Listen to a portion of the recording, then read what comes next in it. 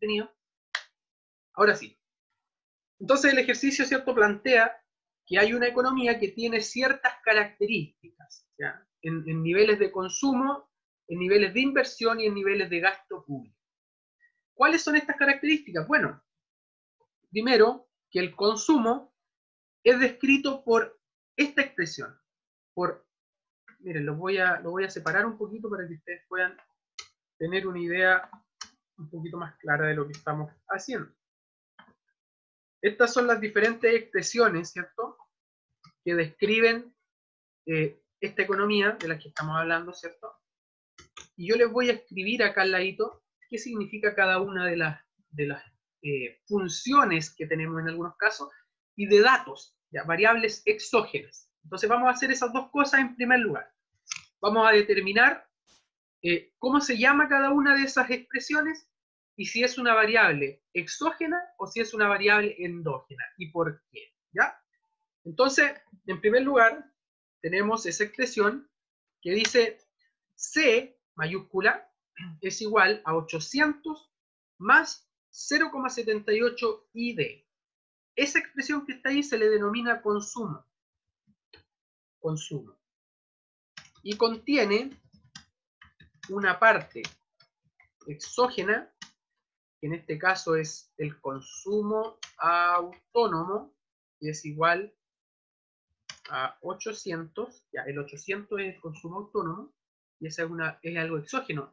¿Y qué es algo exógeno? Es algo que viene dado. Si ustedes se dan cuenta, yo haga lo que haga en este ejercicio, ese 800 va a seguir siendo 800, no va a cambiar.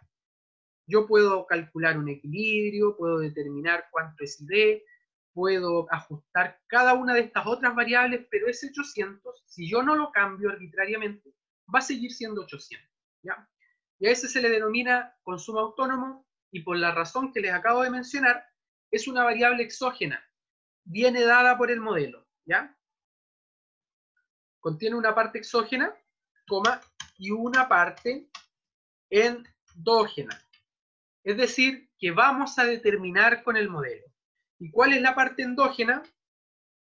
Es esta, 0,78 ID. La parte endógena precisamente es ID, ¿ya? ID, esa es la parte endógena. El 0,78 también viene dado, entonces también es exógeno, ¿ya? Para que no nos confundamos ahí. Lo endógeno siempre va a estar dado por lo que tenemos que calcular o por lo que tenemos que nosotros determinar en el ejercicio, ¿ya? Entonces, y una parte endógena, que en este caso vamos a decir que ID es la parte endógena, ¿ya? Sin embargo, la expresión contiene lo siguiente, contiene esto, 0,78 ID, ¿ya? A eso se le denomina lo que se denomina consumo variable o proporcional a la renta, ¿ya?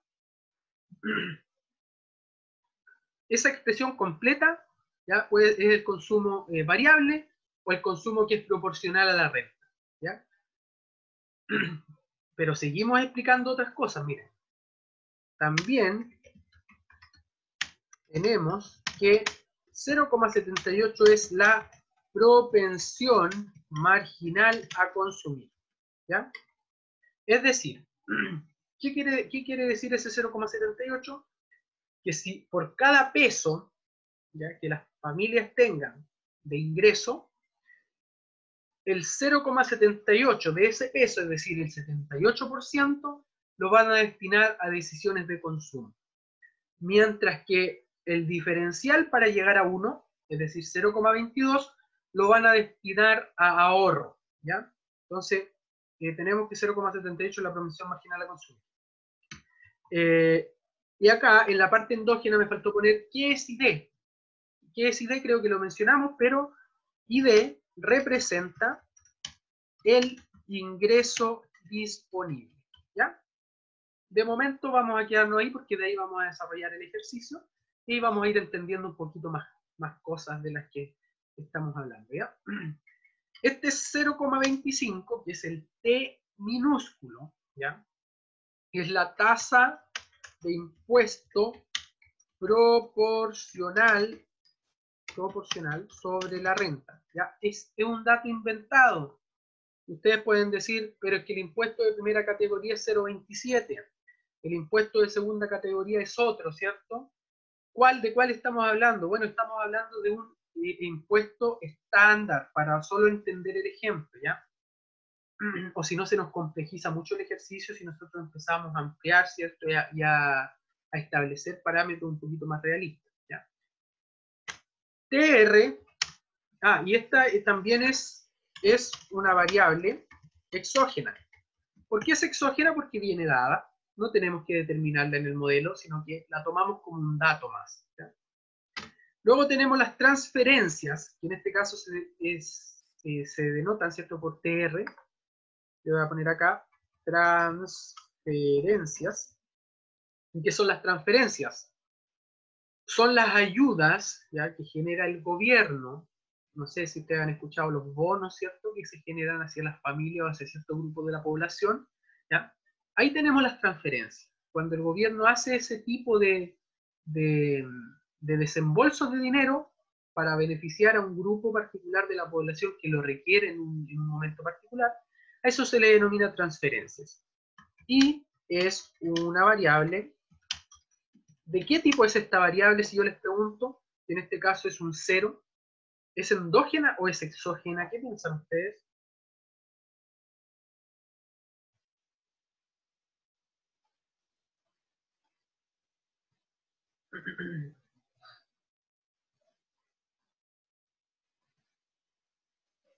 ¿Endógena o exógena? A ver, ¿qué piensan que puede ser esa variable, transferencia, que es un valor?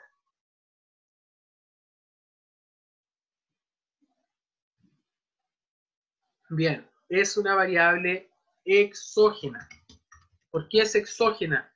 Porque viene determinada, ya es un valor, es 0 en este caso. Ya en algunos casos puede ser 100, 50, 200, 1000, etc. ¿Ya? Pero finalmente para este ejercicio es un valor. Luego tenemos la letra G mayúscula, que se denomina gasto público. Gasto público. Y es una variable exógena también. Luego tenemos la inversión, ¿ya? La inversión, que es todo eso que tiene una parte exógena, que es 1200, se denomina inversión autónoma, que es igual a 1200 en este caso, y un parámetro variable para la inversión, ¿ya? Que en este caso sería la parte endógena, ¿ya? Que tiene que ver con el menos 5i, ¿ya? Esa parte es endógena. Ahora, importante tener en cuenta algo. Cuando hablamos de lo endógeno o lo exógeno, nosotros tenemos que ver qué cosa en lo preciso y en lo particular corresponde a cada una de estas características que acabamos de decir. En este caso yo coloqué esas dos cositas, pero finalmente en lo concreto, lo endógeno solamente es esa I. ¿Ya? Es ahí que aparece ahí. Eso es lo endógeno, ¿ya? Para que no se confundan en eso tampoco. Porque ese 5 también viene dado. Si ustedes se dan cuenta, ustedes no tienen que determinar ese parámetro. Viene dado ya por el ejercicio, ¿ya? Entonces, dicho eso, ya este es un adicional al ejercicio. Ya lo hicimos para que ustedes entendieran un poco más de qué estamos hablando en este caso. Pero dice el ejercicio letra A, determinar la ecuación que describe el equilibrio de esta situación que acabamos de presentar. Y aquí vamos a desarrollar un poquito más de ideas, ¿ya? Entonces, miren. Partimos, todo esto parte de la siguiente base. Parte de la base de que Y, ¿ya?, es igual a DA. Es decir, la producción de un país es igual a la demanda agregada. Ese es el equilibrio que queremos generar, ¿cierto? La idea de todo, o de toda economía, es que lo que se produce sea demandado por alguien. Si alguien está produciendo y nadie está demandando esos bienes y servicios, entonces estamos en un problema, ¿cierto? O si la producción de un país no alcanza para satisfacer la demanda de un país, ¿cierto?, en bienes y servicios, también estamos en un problema, ¿ya? Entonces, partimos de esta situación en donde el equilibrio se genera a partir de eso, ¿ya? Lo primero. Sin embargo, lo que va a ocurrir acá es lo siguiente, que nosotros sabemos que la producción va a seguir siendo I, pero que la demanda agregada depende hasta el momento de tres agentes. Depende del consumo, depende de la inversión y depende del gasto público, que son las variables, ¿cierto? O las expresiones que teníamos aquí arriba, que nos da el ejercicio. Entonces, ¿cómo nosotros traducimos esto, ¿ya? O cómo llevamos estos datos que nos da el ejercicio a esta estructura que acabamos de definir? Entonces me pide primero el consumo, la letra C. ¿Y cuál es la letra C? Es esta. Es esta que nosotros tenemos aquí arriba. Esta. Ese es el consumo. Es decir, 800 más 0,78 ID. Ese es el consumo. ¿Ya? Más, dice después, la inversión. ¿Cuánto es la inversión? Aquí la tenemos. 1200, dice ahí. 1200 menos 5i. ¿Cierto? Esa es la inversión. ¿Ya? Y luego dice, más el gasto público. ¿Y dónde está el gasto público? Aquí está. 300. Ese es el gasto público. ¿Ya? Esa es la estructura base. Ahora comencemos a desarrollar el ejercicio. Y aquí yo les voy a ir explicando algunas cositas en la medida que vaya siendo pertinente, ¿cierto?, desarrollar. Por ejemplo, tenemos 800 acá. El 800 sigue siendo 800 más 0,78. Y aquí me voy a detener un poquito. ID. ¿Ya? Si ustedes se dan cuenta, ese Y, se parece a ese, perdón. Pero ¿cuál es la diferencia? Que este es unisolo y este tiene una D al lado. ¿Cuál es la diferencia entonces?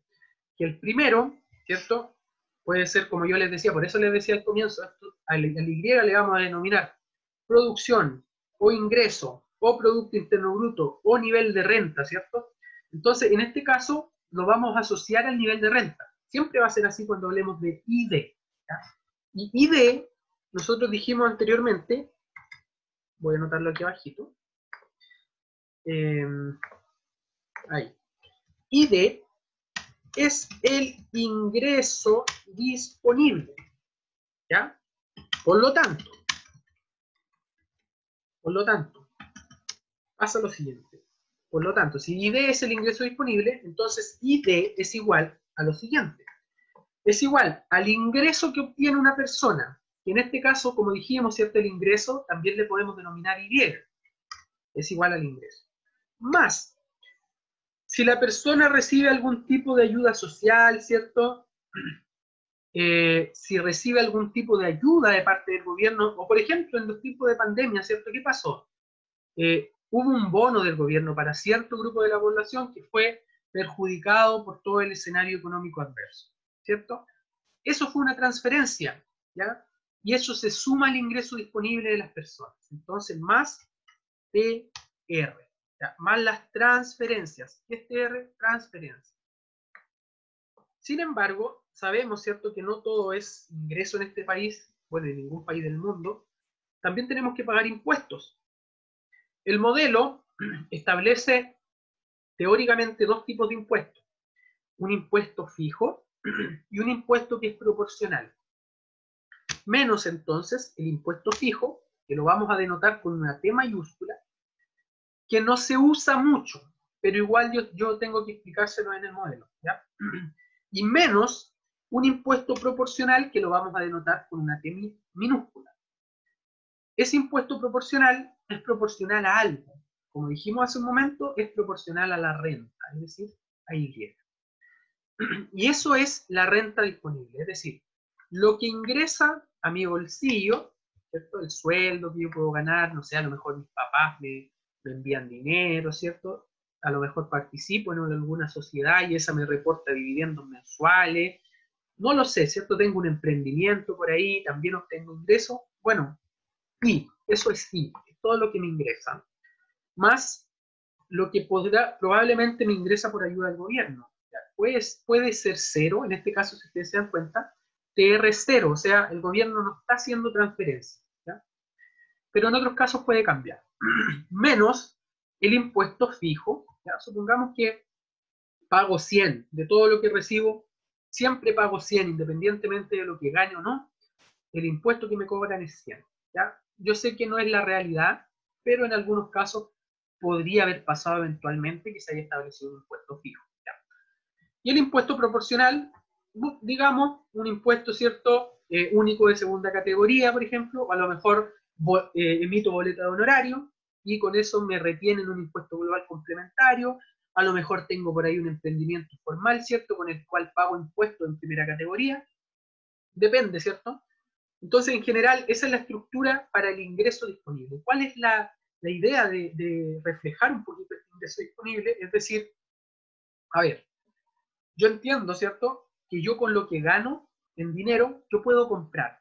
Sin embargo, todo lo que gano en dinero no me sirve para comprar, porque si yo pago impuestos, entonces es menos. No sé, a mí, si ustedes por ahí los contratan para hacer algo y ustedes les emiten la boleta a la persona o a la empresa, ustedes le dicen, ya, yo te voy a cobrar, no sé, 800.000 pesos por hacer esto que tú me estás pidiendo y te voy a emitir una boleta por 800.000 pesos. La empresa o la persona te paga los 800.000 pesos, ¿cierto? Pero tú recibes líquido menos de 800.000 pesos porque con la boleta te retienen el 10,75%, ¿cierto? Del monto que tú cobraste, del bruto, ¿cierto? Y te queda neto una cantidad menor a los 800.000 pesos. ¿Ya? Entonces eso pasa en este caso. ¿Ya? Eso refleja en estos impuestos proporcionales, es un porcentaje. ¿Ya? Entonces, miren, dicho eso, nosotros vamos a ampliar este modelito, vamos a volver al ejercicio que estábamos trabajando. Y habíamos dicho que es 800 más 0,78 ID. ID. ¿Y qué es ID? Bueno, anotemos lo que sale acá. ¿Ya? ID es I más TR menos T menos TI. Es exactamente lo mismo esto, y yo lo puse acá. Y el resto del ejercicio sigue igual. Menos 5i más 300. ¿Ya? Ahora, con eso tenemos para trabajar el ejercicio y desarrollarlo un poco más. Esa es la idea de este tipo de ejercicio. ¿Ya? Este ejercicio siempre mantiene la misma estructura. Eso es lo interesante. Por eso es un poquito denso de repente aprenderlo la primera vez, pero después se van a ir dando cuenta que haciéndolo una, otra, haciendo un ejercicio, otro ejercicio, ya se van a ir aprendiendo cómo es la estructura para hacer y lo van a encontrar hasta fácil. ¿Ya? Entonces, vamos a ampliar esto. Más 0,78. Ese 0,78, ¿cierto? Está multiplicando a todo esto. Ahora, en todo eso hay cosas que yo puedo reemplazar y hay cosas que no puedo reemplazar. Ese i que está ahí, yo no lo puedo reemplazar porque es la variable o una de las variables fundamentales que yo estoy buscando determinar con este ejercicio. Entonces yo voy a seguir manteniendo esa y. Sin embargo, aquí aparece un TR y yo puedo buscar en los datos de mi ejercicio si es que me dieron un TR, y en este caso me dieron uno, pero dice que TR es 0. Entonces vamos a reemplazar en TR, en vez de TR, ¿cierto? Vamos a poner más 0, ¿ya? Menos este impuesto, que es fijo, ¿ya? ¿Cuál es la alternativa que ustedes tienen? Que si no se los da el ejercicio, no lo tienen que poner, ¿ya? Porque siempre va a ser opcional. A diferencia de este Y siempre lo tienen que poner porque es una variable endógena del modelo que tienen que determinar. En cambio, este impuesto, si es que no existe en un país, lamentable, o sea, no lo puedo incluir en el modelo, simplemente entonces no lo anoto, ¿ya? Porque no me lo dan los datos, ¿ya? Sin embargo, después dice que tengo que agregar el impuesto proporcional. Y ahí revisemos si es que está el impuesto proporcional, y aquí está. Dice que T minúscula es 0,25. ¿Ya? Entonces vamos a agregar acá 0,25 y la misma idea de hace un momento. Dice que es por I. ¿ya? Y el I, acordémonos que tenemos que anotarlo porque es la variable fundamental o una de las que estamos buscando determinar, ¿ya? Y el resto se anota tal cual, ¿ya? Ahora, ¿qué vamos a hacer? Vamos a desarrollar el ejercicio. Ahora sí que no tenemos nada más que reemplazar, solamente buscar esta expresión, ya que va a ser una función finalmente, que describe nuestra curva IS, nuestro mercado de bienes de esta economía que estamos estudiando, ¿ya? Entonces, vamos a desarrollar. A ver, acá tenemos 800 más ese 0,78 está multiplicando a todo este paréntesis, entonces yo lo voy a pasar multiplicando a cada uno de los términos que están dentro de este paréntesis, ¿ya? Entonces me va a quedar primero 0,78 por i, 0,78 i. 0,78 por 0 es 0, entonces no lo voy a anotar, ¿ya? 0,78 por 0,25, y aquí voy a ocupar la calculadora, 0,78 por 0,25 me da 0,195, ¿ya? Si multiplico los numeritos, más por menos me da menos, 0,78 por 0,25 es 0,195, y el i se mantiene, ¿ya? Con el i no podemos hacer absolutamente nada por el momento. Y el resto, más 1200, menos 5i, más 300, ¿ya? Seguimos trabajando el ejercicio, ¿por qué? Porque hay términos semejantes que nosotros podemos reducir, ¿ya? ¿Cuáles? Por ejemplo, los números. Entonces voy a ordenar los números primero, ¿ya? Y después lo que me va quedando, ¿cierto? Voy a seguir reduciendo. Entonces me va a quedar 800. Busco qué otro número solo hay. El 300 más 300. No hay, ahí antes había un 1200, ¿ya? Son solo los números 800, 1200 y 300. Luego, 0,78i. ¿Hay algún otro que tenga y? Sí, el que viene después, menos 0,195i. ¿Ya? Y luego, ¿cuál me falta? Anotar ese menos 5i al final. ¿Para qué hice eso? Para ordenar la expresión y que me sea más fácil poder agrupar los términos. Entonces, ahora agrupo 800 más 1200 más 300. Eso me da, si no me equivoco, 2300. Más esos que están aquí. ¿Cuánto me da esa resta? 0,78 menos 0,195, 0,585. Eso me da, perdón, 0,585 y menos 5i. ¿Ya? Lo que hice fue reducir los términos. Ahora, vamos a seguir trabajando con este ejercicio, ¿ya? Si ustedes se dan cuenta, podemos seguir agrupando términos. ¿Cómo es eso? ¿Podemos seguir agrupando términos? Sí, porque miren, tenemos y, y acá tenemos otro término con y. Podemos traspasarlo hacia el otro lado con signo opuesto y reducir también esa expresión. Entonces me va a quedar y menos 0,585i es igual a 2300 menos 5i, ¿ya? Y ahora lo que voy a hacer, ¿cierto?, es reducir esta expresión que está acá para dejar más o menos la expresión, ¿cierto?, terminada. Entonces, ¿qué voy a hacer? Miren, vamos a borrar acá.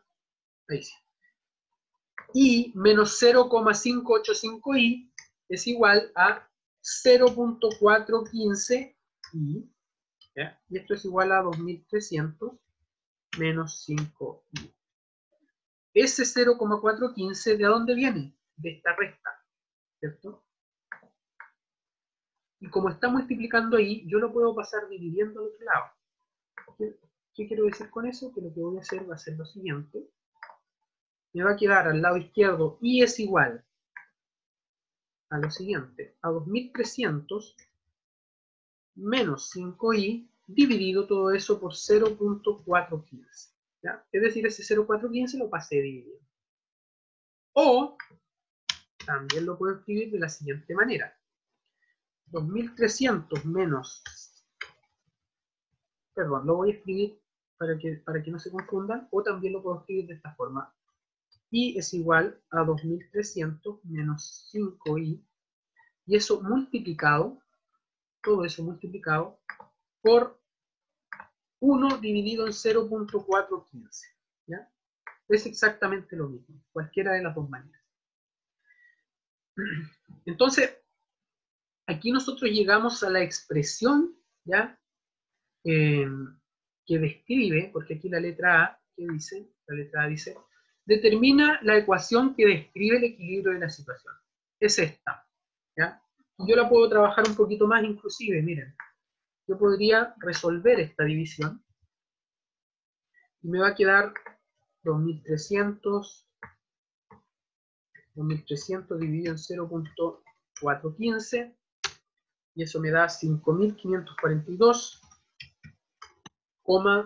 lo voy a cerrar con dos decimales, 17, menos 5i dividido en 0,415 y eso me da 12,05 cerrado con dos decimales. Y eso que está ahí, lo voy a anotar acá, miren. A esto se le denomina curva IS. ¿Ya? Esta es la curva IS. Eso es lo que andábamos buscando. Esto que está acá. ¿Ya? Ese es el primer insumo relevante para nosotros trabajar con este modelo ISLR. ¿Ya? Y ahora, ustedes se preguntarán, bueno, ¿y por qué hizo esto de acá arriba? ¿Por qué lo escribimos así? ¿Y por qué no lo escribimos de esta forma inmediatamente? Porque miren, esto que está acá, que yo les voy a poner en un color verde, eso se denomina multiplicador. ¿Ya? Lo que está en color verde, entonces lo voy a poner acá, miren, para que lo que está en color verde se llama multiplicador. ¿Ya? Ese siempre lo vamos a encontrar y a medida que vayamos desarrollando más ejercicios, ¿cierto? Ustedes van a ir entendiendo por qué se denomina multiplicador. ¿Ya? Esa es la curva IS siempre. En el ISLM y en el Mundell-Fleming, que es el de la otra unidad que vamos a ver después, van a tener que hacer esto. Siempre se parte de esta manera. ¿Ya? Y ustedes pueden notar que aquí nosotros, ¿qué tenemos? Finalmente tenemos una función, porque tenemos una expresión en donde tenemos dos variables, ¿cierto? Tenemos y es igual a todo esto, en donde tenemos una variable acá, ¿cierto? Tenemos dos variables, entonces, ¿cómo podríamos determinar si fuera una ecuación de primer grado? No es una ecuación de primer grado, puesto que tenemos, como les digo, dos incógnitas. La Y, ¿qué es la Y? Es el Producto Interno Bruto, o también es la producción, o también es el ingreso, o la renta. ¿Ya? Van a ser sinónimos para este efecto. ¿Y qué es I, esa I latina? Esa I latina se denomina tasa de interés. ¿Ya? Sin embargo, no sé si ustedes se acuerdan, la clase pasada, nosotros a la tasa de interés, ¿cierto? Le denominamos R, ¿sí? Por su tasa de interés real, ¿cierto? ¿Y por qué ahora estamos hablando de I? ¿Ya? Sin embargo, en el ejercicio colocamos I, que es la tasa de interés nominal. ¿Cuál es la diferencia entre una y otra? Bueno, vamos a ocupar la siguiente expresión para explicarla. Vamos a ocupar la ecuación de Fisher. ¿Ya? La ecuación, voy a escribirlo acá, ecuación de Fisher, para explicar las tasas de interés. ¿Ya? Entonces Fisher dice lo siguiente. Fisher dice, a ver, en los mercados financieros, ¿cierto? En los diferentes mercados, siempre vamos a tener dos tasas de interés al menos, una tasa de interés real y una tasa de interés nominal. ¿Cuál es la diferencia entre una y otra? En términos concretos, es que la tasa de interés I, la tasa de interés nominal, es igual a la tasa de interés R, la tasa de interés real, pero más lo que se denomina, ¿cierto? Y lo que hablamos también en la unidad anterior, la tasa de inflación. En este caso la vamos a colocar como pi, ¿ya? Es decir, aquí lo voy a anotar, es decir, la tasa de interés nominal es igual a la tasa de interés real más la tasa de inflación. Un dato súper importante, ¿ya? Porque mira, aquí yo lo voy a hacer pensar un poquito para ir cerrando ya la idea. Ahora, el modelo establece una inflación igual a 0. Los precios se van a mantener rígidos, porque eso nos facilita estimar el modelo, es un supuesto, ¿ya? Entonces, por esa razón, si nosotros le quitamos o decimos que ese es 0, nos encontramos con que la tasa de interés nominal va a ser igual a la tasa de interés real. Entonces va a dar exactamente lo mismo que si en el modelo nosotros usamos I o utilizamos CR, ¿ya? Porque finalmente va a ser la tasa de interés de la economía y como no hay inflación, la tasa de interés real es igual a la nominal. Sin embargo, para cerrar la idea con un ejemplo práctico, cuando ustedes van a un banco, cuando ustedes contratan un producto financiero, ¿cierto? Para colocar su dinero, ya sea en depósito a plazo, un fondo mutuo, a ustedes les ofrecen una tasa de interés, ¿cierto? O sea, dicen ya, la tasa de interés anual para el depósito a plazo es de un 5%, ¿ya? Eso implica que si usted deposita 100.000 pesos en un depósito a plazo, al cabo de un año debería tener 105.000 pesos, ¿cierto? Sin embargo, esa tasa de interés es la tasa de interés nominal. Tiene una inflación incorporada. Entonces, miren, supongamos que me ofrecen una tasa del 5% anual sobre depósito a plazo, ¿cierto? Sabemos que la tasa de inflación puede estar en el orden del 3%, ¿ya? Si nosotros nos vamos a la ecuación, decimos, a ver, pero si tenemos que I es igual a R más la inflación, y I me están ofreciendo un 5%, eso es lo que me ofrecieron acá, la tasa de interés nominal. Y R es un 3%, o sea, pi, perdón, es un 3%, que es la inflación. Entonces, la tasa de interés real, ¿cuánto es? De 3 para llegar a 5 me faltan 2. Entonces, ¿cuál es la conclusión de esto que yo acabo de hacer?